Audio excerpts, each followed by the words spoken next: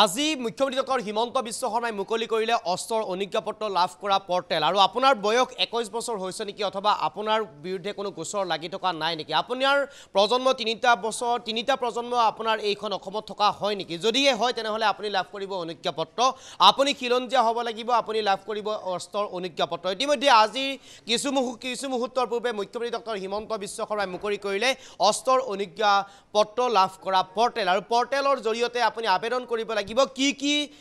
নিয়ম থাকিব কি নিয়মৰ মাজেৰে আপুনি গলে অস্ত্ৰৰ অনুজ্ঞাপত্ৰ লাভ কৰিব আপুনি সম্পূৰ্ণ 5 বছৰৰ বৈধতা থকা অস্ত্ৰৰ অনুজ্ঞাপত্ৰ লাভ কৰিব আৰু যাৰ বাবে মুকলি কৰি দিছে এটা বিশেষ পৰ্টেল আৰু এই বিশেষ পৰ্টেলটোৰ জৰিয়তে আবেদন কৰিব লাগিব আৰু সেই আবেদনৰ সময়ত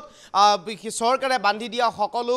নিয়মৰ ভিতৰত থাকিব লাগিব আৰু সকলো ভিতৰৰ নিয়মত যদি আপুনি পৰে তেনেহলে আপুনি লাভ কৰিব এখন 5 বছৰীয়া বৈধতা থকা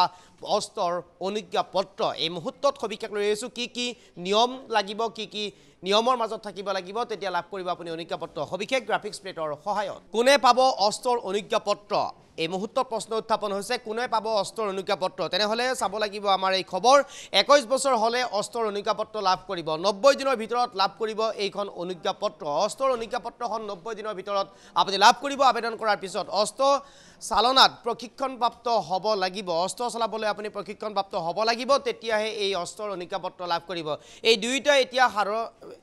অস্ত্ৰৰ অনুজ্ঞাপত্ৰ লাভ কৰিব 5 বছৰৰ বৈধতা থাকিব লাগিব অস্ত্ৰৰ অনুজ্ঞাপত্ৰত 5 বছৰৰ বৈধতা থাকিব অস্ত্ৰৰ অনুজ্ঞাপত্ৰত গোচৰ চলি থকা ব্যক্তিয়ে লাভ নকৰিব অস্ত্ৰৰ অনুজ্ঞাপত্ৰ গোচৰ চলি থকা ব্যক্তিয়ে অস্ত্ৰৰ অনুজ্ঞাপত্ৰ লাভ কৰিব দুৰ্গম স্পৰ্শকাতৰ অঞ্চলত থকা খিলঞ্জীয়া নাগৰিকেহে পাব এই অস্ত্ৰৰ লাইসেন্স অৰ্থাৎ অনুজ্ঞাপত্ৰ লাভ কৰিব অপৰাধ অথবা গোচৰ আবেদনকাৰী বিৰুদ্ধে অপৰাধ অথবা গোচৰ লাগি থকা হ'ব নালাগিব তেতিয়া লাভ কৰিব এই অস্ত্ৰৰ অনুজ্ঞাপত্ৰ অস্ত্ৰ চালনাত প্ৰশিক্ষণপ্ৰাপ্ত হ'ব লাগিব আৰু প্ৰশিক্ষণপ্ৰাপ্ত হলেহে অস্ত্ৰ অনুজ্ঞাপত্ৰ লাভ কৰিব আৰু ইতিমধ্যে মানসিকভাৱে সম্পূৰ্ণ সুস্থ নাগৰিক হ'ব লাগিব মানসিকভাৱে সম্পূৰ্ণ সুস্থ থাকিব লাগিব মানসিকভাৱে বিকাৰগ্ৰস্ত যদি হয় তেনেহলে লাভ নকৰিব অস্ত্ৰৰ অনুজ্ঞাপত্ৰ মানসিকভাৱে সুস্থ থকা ব্যক্তিয়েহে অস্ত্ৰৰ অনুজ্ঞাপত্ৰ লাভ কৰিব লাইসেন্স পাবলৈ আবেদনকাৰীয়ে তিনিটা প্ৰজন্ম এইখন অসমত থকা হ'ব লাগিব অৰ্থাৎ তিনিটা প্ৰজন্ম যদি এইখন অসমত আছে তেনেহলে সেইগৰাকী ব্যক্তি যোগ্য হ'ব অস্ত্ৰৰ অনুজ্ঞাপত্ৰৰ আবেদনৰ বাবে অস্ত্ৰৰ অনুজ্ঞাপত্ৰ আবেদন কৰিবলৈ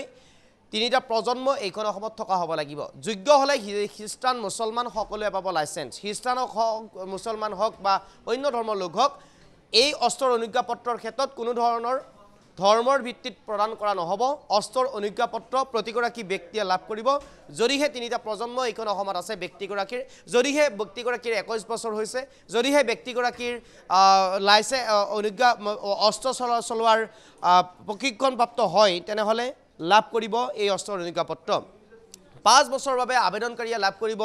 এই আগ্নেয়াস্ত্ৰৰ অনুজ্ঞাপত্ৰ আবেদনকাৰী ন্যূনতম বয়স 21 বছৰ হ'ব লাগিব যদি আপোনাৰ 21 বছৰ হোৱা নাই তেনেহলে আপুনি অনুজ্ঞাপত্ৰৰ বাবে আবেদন কৰি লাভ নাই আপুনি অনুজ্ঞাপত্ৰ পাবলৈ হলে আপোনাৰ 21 বছৰ হ'ব লাগিব আনহাতে মহানস্ত্ৰৰ প্ৰশিক্ষণ লোৱাৰ পাছত মহানস্ত্ৰ চলাব পৰা হ'ব লাগিব তেতিয়াহে এই অস্ত্ৰৰ অনুজ্ঞাপত্ৰ চৰকাৰে প্ৰদান কৰিব আবেদনকাৰীক দিব তেতিয়া লাইসেন্স গুৱাহাটী ডিব্ৰুগড় শিলচৰ যোৰহাটৰ লোকে লাভ নকৰিব এই অস্ত্ৰৰ অনুজ্ঞাপত্ৰ আৰক্ষীয়ে 2 ঘণ্টাৰ ভিতৰত পোৱা যিসমূহ স্থান আছে সেই স্থানৰ ব্যক্তিসকলে লাভ কৰিব 2 ঘণ্টাতকৈ দেৰি যদি আৰক্ষীৰ লাগে তেনেহলে সেই স্থানত থকা লোকসকলে অস্ত্ৰৰ বাবে অস্ত্ৰৰ অনুজ্ঞাপত্ৰৰ বাবে আবেদন কৰিব পাৰিব আৰু সেইসকল লোকে এই অনুজ্ঞাপত্ৰ লাভ কৰিব ইতিমধ্যে আমি জনাইছো কি ক্ৰাইটেৰিয়া থাকিব লাগিব কি ক্ৰাইটেৰিয়াৰ ভিতৰত পৰিলে আপুনি অনুজ্ঞাপত্ৰখন লাভ কৰিব কি নিয়মৰ মাজত পৰিলে আপুনি অনুজ্ঞাপত্ৰখন লাভ কৰিব সেই কথা আমি জনাইছো দুৰ্গম স্পৰ্শকাতৰ অঞ্চলত থকা লোকসকলে যিসকল লোক খিলঞ্জীয়া যিসকল লোকৰ তিনিটা প্ৰজন্ম এইখন অসমত আছে তিনিটা প্ৰজন্ম থকা এইখন অসমত তিনিটা প্ৰজন্ম থকা ব্যক্তিসকলে লাভ কৰিব অস্ত্ৰৰ অনুজ্ঞাপত্ৰ মানসিকভাৱে দুৰ্বল হলে মানসিকভাৱে বিকাৰগ্ৰস্ত হলে অস্ত্ৰৰ অনুজ্ঞাপত্ৰ লাভ নকৰে আৰু এনেদৰে কেইবাটাও নিয়মত ইতিমধ্যে বান্ধি দিছে চৰকাৰৰ ফালৰ পৰা তাতকৈ উল্লেখনীয় চৰকাৰে অনুজ্ঞাপত্ৰখনহে প্ৰদান কৰিব চৰকাৰৰ ফালৰ পৰা মহানস্ত্ৰ প্ৰদান নকৰে হেয়া নিজে কিনি ল'ব লাগিব কেৱল অনুজ্ঞাপত্ৰখন চৰকাৰৰ ফালৰ পৰা প্ৰদান কৰিব এই কথা ইতিমধ্যে ঘোষণা কৰিছে ৰাজ্যৰ মুখ্যমন্ত্ৰী ডক্টৰ হিমন্ত বিশ্ব শৰ্মাই আৰু আজিৰ দিনটোত সংবাদমেল সম্বোধন কৰি পৰ্টেল মুকলি কৰি দিছে আবেদনকাৰীসকলৰ বাবে আবেদনকাৰীৰ সকলো নিয়ম যদি সকলো নিয়মৰ ভিতৰত পৰে তেনেহলে এই মৰাণস্তৰ আবেদনৰ বাবে অনুজ্ঞাপত্ৰৰ বাবে আবেদন কৰিব পাৰিব এই মুহূৰ্তত মুখ্যমন্ত্ৰী ডক্টৰ হিমন্ত বিশ্ব শৰ্মাই অনুজ্ঞাপত্ৰৰ ওপৰত কি কৈছিলে সংবাদমেলত আমি পুনে পুনে সেই মন্তব্যটো লৈ আহিবৰ কাৰণে চেষ্টা কৰিছোঁ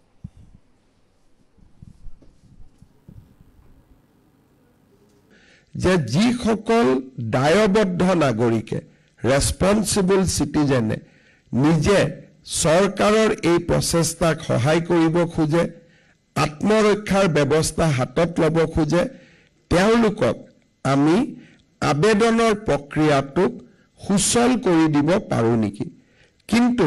আগ্নেয়াস্ত্ৰ যেতিয়া আমি ক'ব খোজো যে অনুজ্ঞাপত্ৰ দিম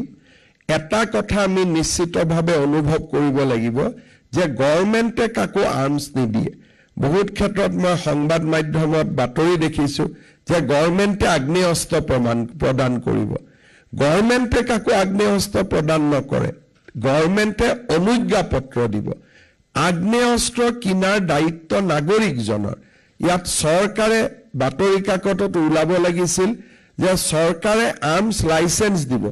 কিন্তু মই যোৱা দুমাহত বহুত বাতৰি কাকতত দেখিছো যে গভৰ্ণমেণ্টে আৰ্মছ দিব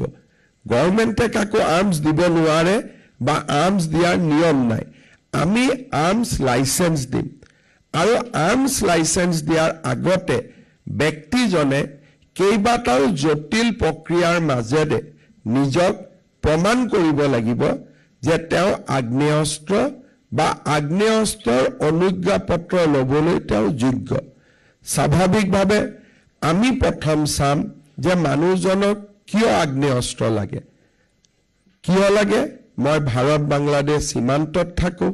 বা মই ইণ্টাৰষ্টেট বাউণ্ডাৰীত থাকো বা মই এনে এটা ভালনাৰেবল এৰিয়াত থাকো য'ত নেকি মোৰ কমিউনিটিটোৰ সংখ্যা একেবাৰে কম যদি গোষ্ঠীগত বা সাম্প্ৰদায়িক সংঘৰ্ষ হয় তেতিয়াহ'লে মই নিশ্চিতভাৱে পুলিচ নহাৰ আগলৈকে নিজক প্ৰতিহত কৰাৰ বাবে মই সক্ষম নহয় যদি মোৰ লগত আগ্নেয়াস্ত্ৰ নাথাকে আজি যদি ধৰি লওঁ যে এক্স এণ্ড ৱাই দুটা কমিউনিটি সাংস্কৃতিকভাৱে ৰাজনৈতিকভাৱে অৰ্থনৈতিকভাৱে ঐতিহাসিকভাৱে সেই দুইটা কমিউনিটিৰ বিবাদ হোৱাৰ আগৰ পৰা ইতিহাস আছে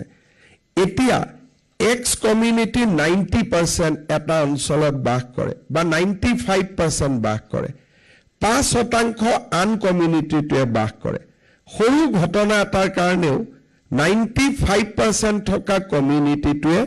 5% কমিউনিটিটোৰ ওপৰত আক্ৰমণ কৰিব পাৰে ঘৰ জ্বলাব পাৰে বিভিন্ন ধৰণৰ ঘটনা হ'ব পাৰে পুলিচক খবৰ দিবৰ কাৰণে থানা এখনত 6 জন 7 জন 10 জন 12 জন পুলিচ কনষ্টেবল থাকে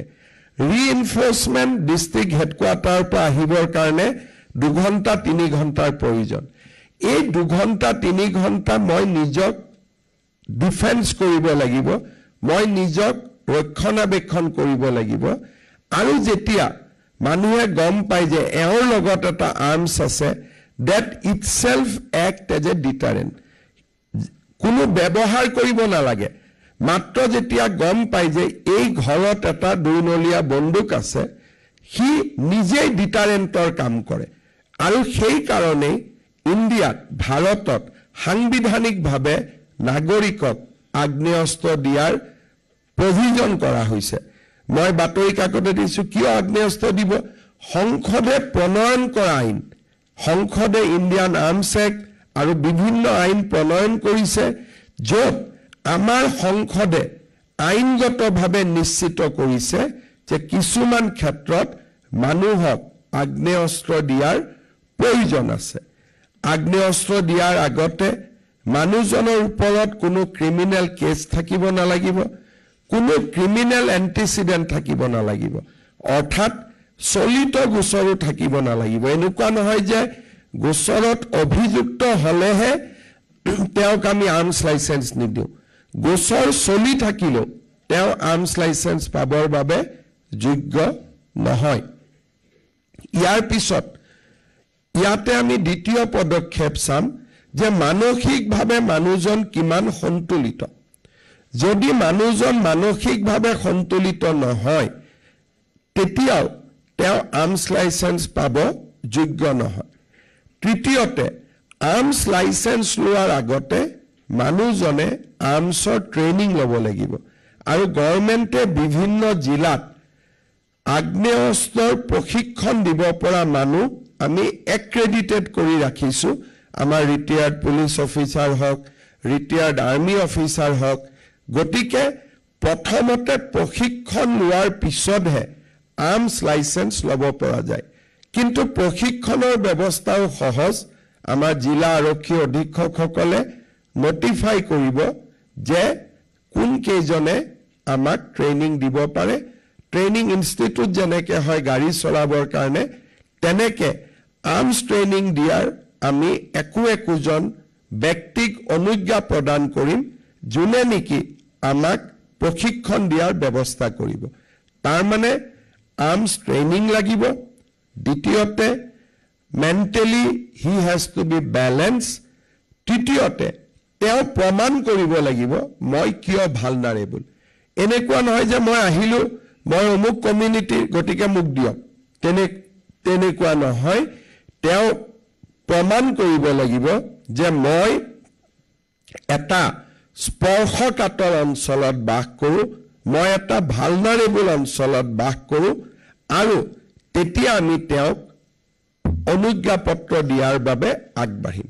চতুৰ্থতে তেওঁ আৰ্মছ এটা কিনিব লাগিব